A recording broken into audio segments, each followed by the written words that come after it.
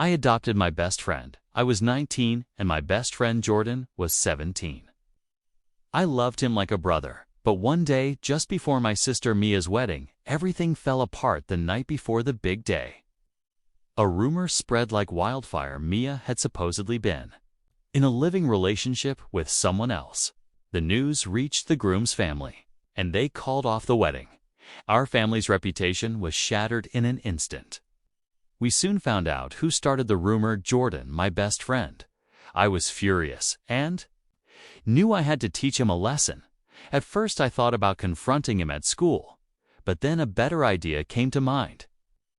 Jordan was an orphan. His parents had tragically died in a car accident years ago. I remembered that in our state you could legally adopt a 17-year-old. The next day I called the ORAG and found out I could adopt Jordan. I went straight there, completed all the paperwork, and by the end of the day I had officially adopted him at school. I handed him the adoption papers and said, "You're officially my son now." Jordan didn't believe me at first, but when he read the documents, his face was priceless. But that wasn't the end. The orphanage posted a picture of us on Instagram with the caption, "Liam and his new dad, the Maymay." The post went viral at school, and soon everyone was calling him Liam's kid. When you grow up without much, you tend to treasure the people who stay. For me, that person was Jordan, my best friend since we were kids. We met in middle school and stuck together like glue ever since. He was the kind of friend who'd give you the last slice of pizza, sit with you when you failed a test, and had your back in every fight, literal or emotional. By the time I was 19 and he was 17, Jordan felt more like a brother than a friend. But sometimes the deepest wounds come from the people you never saw coming. The story really begins the night before my sister Mia's wedding. It was supposed to be perfect. A garden ceremony, hundreds of guests, months of planning, tears, and dreams stitched into every detail, until it all came crashing down. A rumor, ugly, detailed, and completely false, spread like wildfire, that Mia had been living with another man before her fiancé. The groom's family got wind of it. They were traditional, conservative, harsh, and just like that, the wedding was off. One baseless story, and our family's entire reputation disintegrated overnight.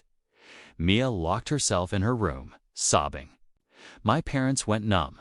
Guests canceled their flights. Vendors refused refunds. I didn't sleep.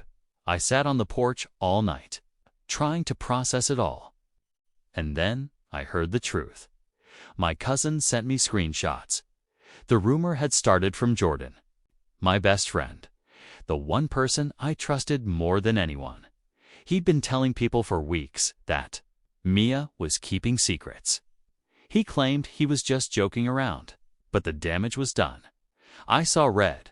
I wanted to storm into school and knock him out in the hallway. But anger fades. Consequences, they linger. And that's when an idea hit me. Cold, calculated, cruel. Maybe, but brilliant. See, Jordan was an orphan. His parents had died in a car crash when he was 9. He'd been bouncing around group homes ever since. I'd never used that against him, never even brought it up, but now it felt like the only way to teach him the weight of betrayal. I remembered something in our state. You could legally adopt someone who was 17 as long as they were still a ward of the state. I made a few calls. The orphanage confirmed it. All I needed was paperwork, a signature, and a meeting with a caseworker. The next day, I did it. I adopted Jordan, legally, fully, without telling him a thing. By 4 p.m., I was holding a folder with signed papers. Jordan was now, by law, my son. The next day at school, I found him near his locker. He looked up and smirked. "Hey man, long night." I didn't even blink. I handed him the adoption folder. "What's this?" he asked. "Read it." He flipped through the pages. Each line hit him like a hammer. Name: Liam Carter, legal guardian. Subject: Jordan Lee, adopted ward. Effective date: yesterday, "You're joking." "I'm not. You're my kid now."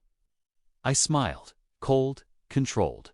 His face twisted, shock, confusion, and a flicker of fear. "You can't do this." "I already did. The best part." That very night, the orphanage posted a photo on their Instagram page, me and Jordan. Smiling awkwardly caption, "Liam Carter adopts Jordan Lee family is what you make it." The post went viral. Thousands of likes.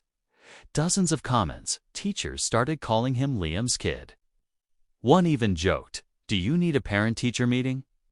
By Monday, Jordan couldn't go 5 feet without someone saying, "Hey, is it past your bedtime, son?" He was humiliated. And I didn't feel bad. Not one bit. Eventually, he confronted me. "You ruined my life." I looked him dead in the eye. "You ruined my sister's wedding. This is just a taste." He tried to apologize, said it was just gossip. Said he didn't think it would spread. But damage doesn't care about intentions, and forgiveness isn't free. A month later, I legally dissolved the adoption. I told the orphanage I wasn't his guardian anymore, but by then, the message had already been sent. Jordan transferred schools shortly after. We haven't spoken since. Sometimes I wonder if I went too far, if I blurred the line between justice and revenge. But then I look at Mia, slowly rebuilding her life, learning to smile again, and I know this: some betrayals don't deserve second chances. Story to every relationship has its secrets. Some are harmless, others can fracture the very foundation of love. For me, the secret I discovered would turn my world upside down, transforming me from a loving husband into a man driven by a desire for cold-blooded revenge. My name is Daniel, and my wife Sarah and I had been married for years. We met in college and built a life together in a cozy apartment in Austin, Texas.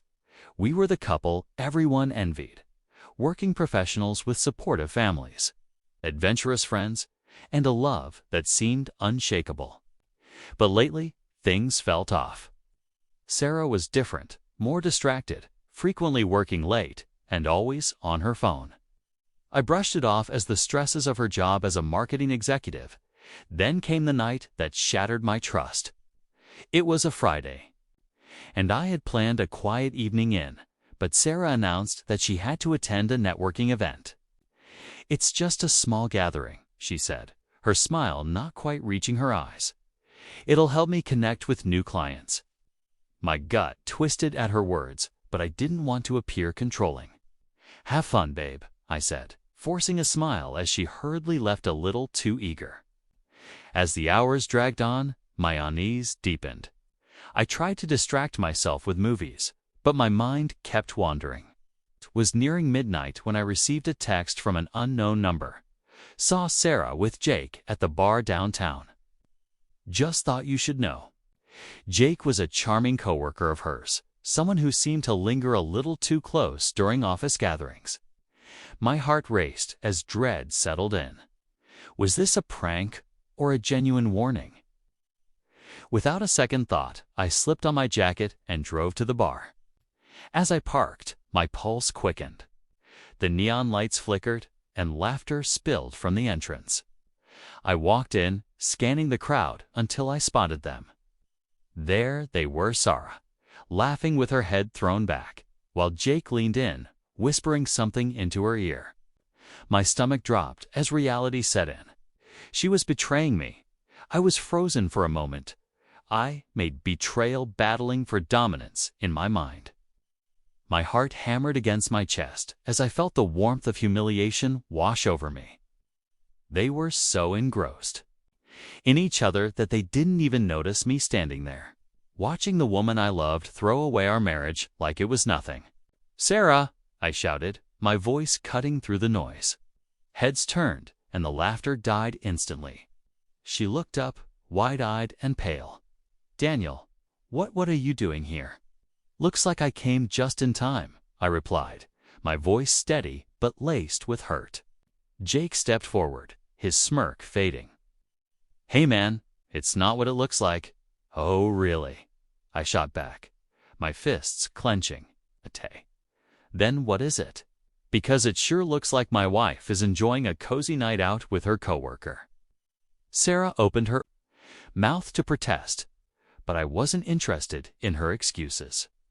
I turned on my heel and stormed out, leaving them standing in shocked silence. As I drove home, fury coursed through my veins, and a plan began to form. I wouldn't let this betrayal slide. I would make them both pay. The next day, I acted as if everything was normal. I knew I had to play it cool to execute my plan perfectly. I called Jake and suggested we grab a drink. To my surprise, he readily accepted. I needed him to think I was over the incident and willing to forgive him. When we met at a local bar, I kept my demeanor casual. "Hey man, it's all good. Let's bury the hatchet," I said, forcing a smile. "I just want to clear the air." "Yeah, I didn't mean for things to get out of hand," Jake said, looking genuinely apologetic. "You know how it is. Office parties can get wild." "Sure can," I replied, letting a knowing look pass between us. "But you have to understand how hurtful it is for me to see my wife with another man. It's a tough pill to swallow." Jake shifted uncomfortably, and I could see guilt creeping in. This was good. I was planting seeds of doubt.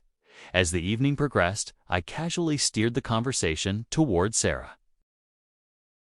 "You know, she's really great at her job," I remarked, gauging his reaction. "A little too friendly with her coworkers, though." Jake laughed awkwardly, trying to brush off my comments. "Oh, come on.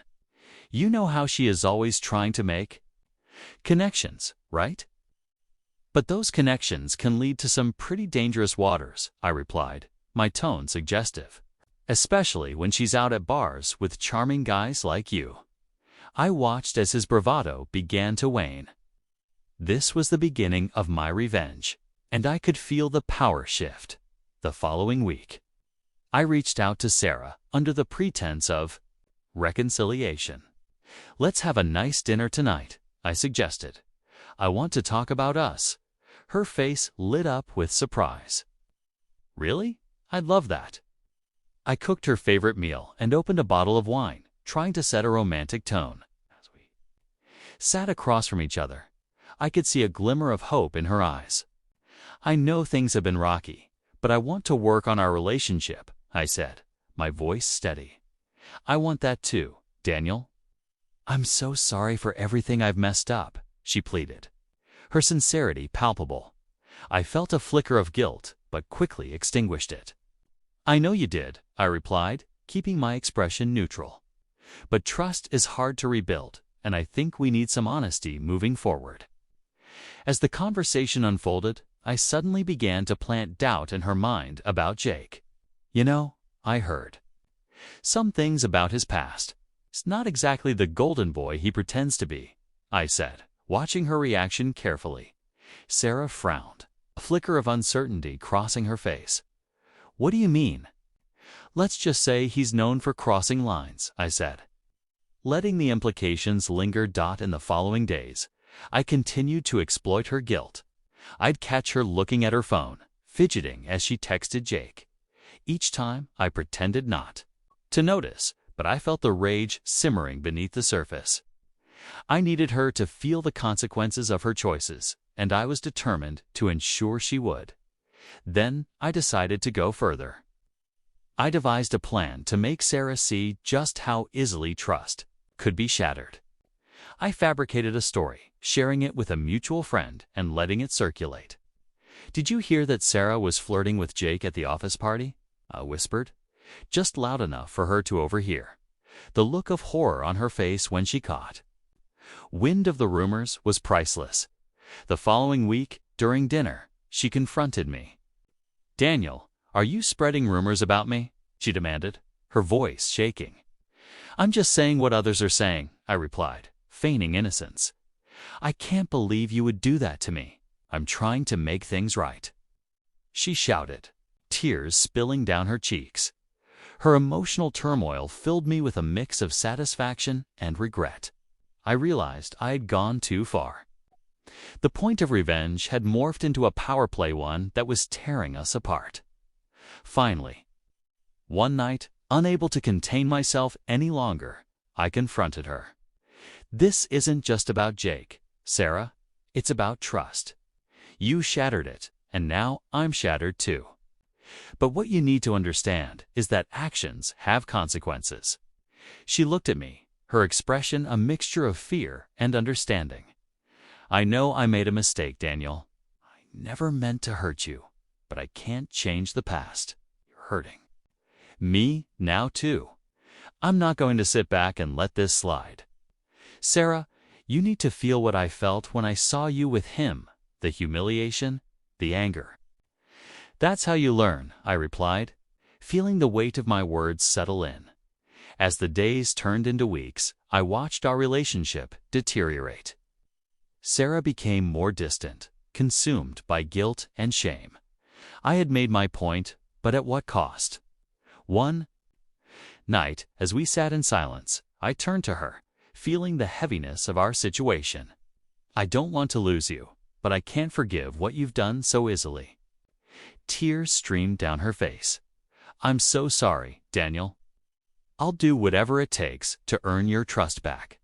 Please, just give me a chance." It was in that moment that I realized revenge hadn't fixed anything. It had only deepened the wounds. I didn't want to be this person bitter and vengeful. I wanted to rebuild, to heal, but it would take time, and I had to admit that it wouldn't be easy. As I share this story, I want you to consider the fine line between revenge and healing. Was my plan justified, or did I let my anger cloud my judgment? Relationships are complex, and sometimes the hardest lessons come from the choices we make. If you found this tale thought-provoking and want to hear more stories that challenge perceptions and explore the complexities of human emotions, stay tuned.